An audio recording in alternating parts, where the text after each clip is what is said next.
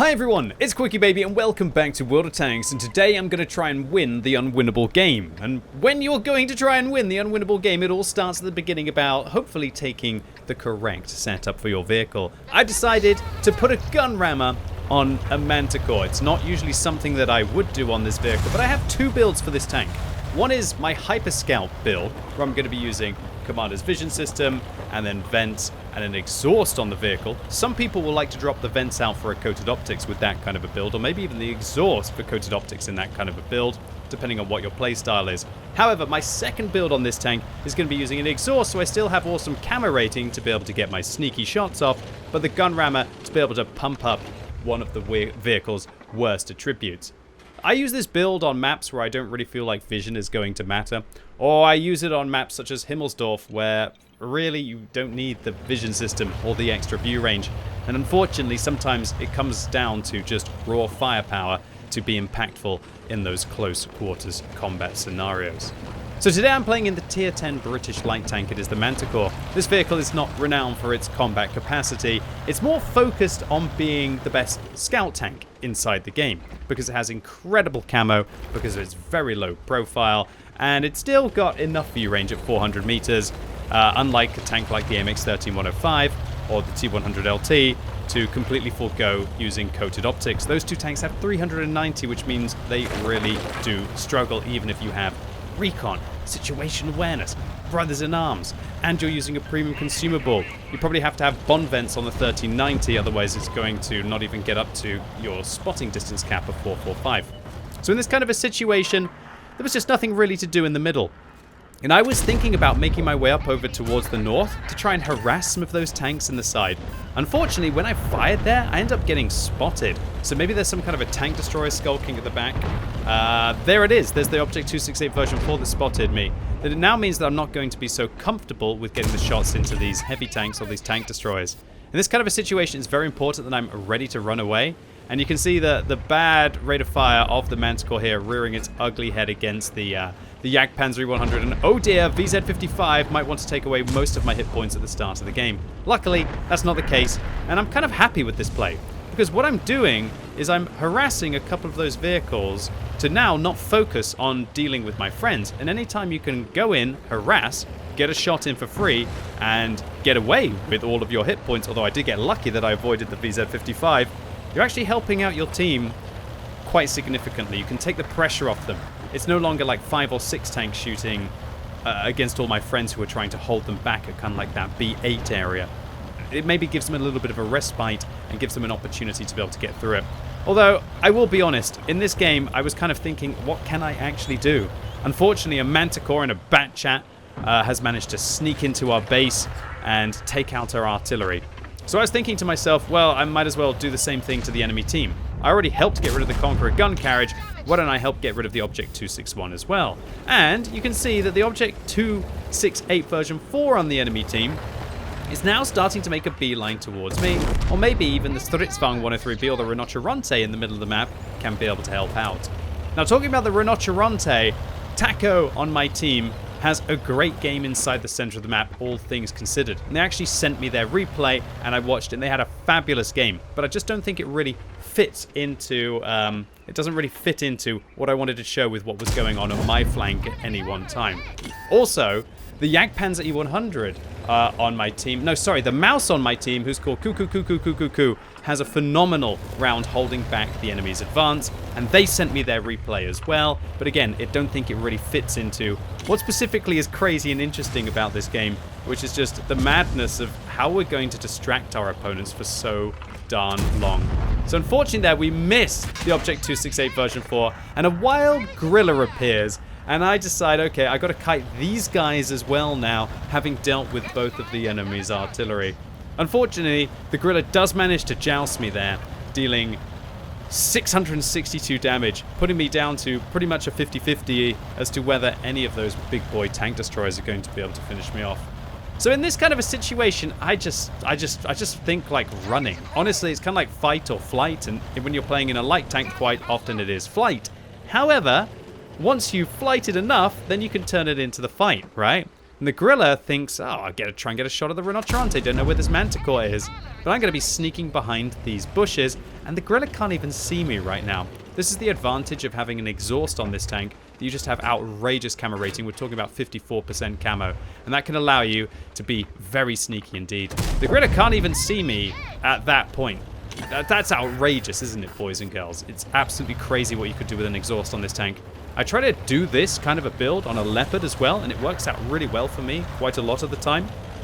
But on the Manticore, when you can get up to that kind of like 55% camo, it's truly outrageous with a good exhaust on this tank. So right now, I'm trying to run away from a gorilla, run away from an Object 268 version 4, and now try and deal with also a bat chat on the enemy team, while there is a gorilla on the enemy team that is managing to cap. And I just, you know, I guess I was just built different on this day, that I just didn't give up in this situation. And we're going to try and win this unwinnable scenario. Luckily for me, the bat chat probably thinks like, this game's over. I can go and like go on my desktop and load up another YouTube video or another stream, right? Wrong, because you just let a Manticore be able to deal with you. And now I'm kind of expecting the gorilla to either go via the low ground or the high ground. So I'm kind of waiting for it, waiting for the gorilla. And there's the Object 268 version 4. And there's the gorilla on my right. And it is just, we're giving these TDs the runaround. Each time they're trying to chase me down, but they can't quite manage it. We're up to 3,400 damage dealt in this game. Unfortunately, my goal was to get back to the base to be able to defend it, but that's just not going to be a possibility right now with a Manticore and two TDs going after me. Unfortunately, Taco finishes their hero run in the middle of the map, getting shut down by the Jagdpanzer 100, but luckily Cuckoo in the mouse manages to finish off the 113 GFT. So again, in this scenario, I was just thinking, I can't get back, I can't manage to interrupt, but I can manage to penetrate a high explosive round considering my ammunition is running low, finishing off the gorilla without a high roll of an AP. And yeah, whatever, man. It's been a good run, but 5 seconds left. I can't interrupt the cap. Maybe I can just get one more shot into the 268 version 4 and... oh. Ladies and gentlemen, boys and girls, I think we have a situation of no cap, kill all here as the gorilla decides to reset the cap. Either that or somebody did on my team. I believe, we'll take a look in the post-game stats, that gorilla was just overconfident. And now the 268 version 4 fluffing probably their 4th shot against me has just left me right out in the open in this situation. And right now, as long as I can manage to flank this 268 version 4, who isn't using a durability device, and as long as I don't fail my shots on their tracks, just like that, oh boys, this is starting to get a little bit more exciting. We've been pretty much running away from this player and the gorilla for like what, the last 5 minutes of this battle? I tell you what, this was a very satisfying feeling to now be turning the tables on them. We've done 5,000 damage in the Manticore. I think I've only missed 1 or 2 shots tops in this. I've even gone as far as to penetrate high explosive rounds to try and be as optimal as I can with my ammunition. Remember, this vehicle only carries 20 rounds, meaning that you pretty much have a maximum damage capacity of 700, and that's if you're not having to finish off tanks that are on low health, as we've had to done with our 4 kills here. But this is where it all comes down to, me versus a gorilla. I just decide to commit, reset the cap, take the pressure off the mouse, take the pressure off the Jagdpanzer 100 on our team, and allow them to hopefully come after the Manticore. And I've got to hurry up, because if that Manticore goes after me with the gorilla in a tag team, I'm not going to be best well. But luckily, Cuckoo on our team pulls off a clutch shot on the Manticore, and suddenly a game that I was honestly just running for my life, in a game where I thought I stood absolutely no chance, is now looking pretty darn winnable. And with 1 more high explosive round left in our vehicle, luckily for me, the Jagdpanzer 100 finishes them off. And in a vehicle that really isn't meant to be a damage dealer, now we actually end up having one of my higher damages in a light tank in recent memory. Now there's a couple of things I want to highlight first. Number 1, sure, I did okay, but this truly should have been an unwinnable game.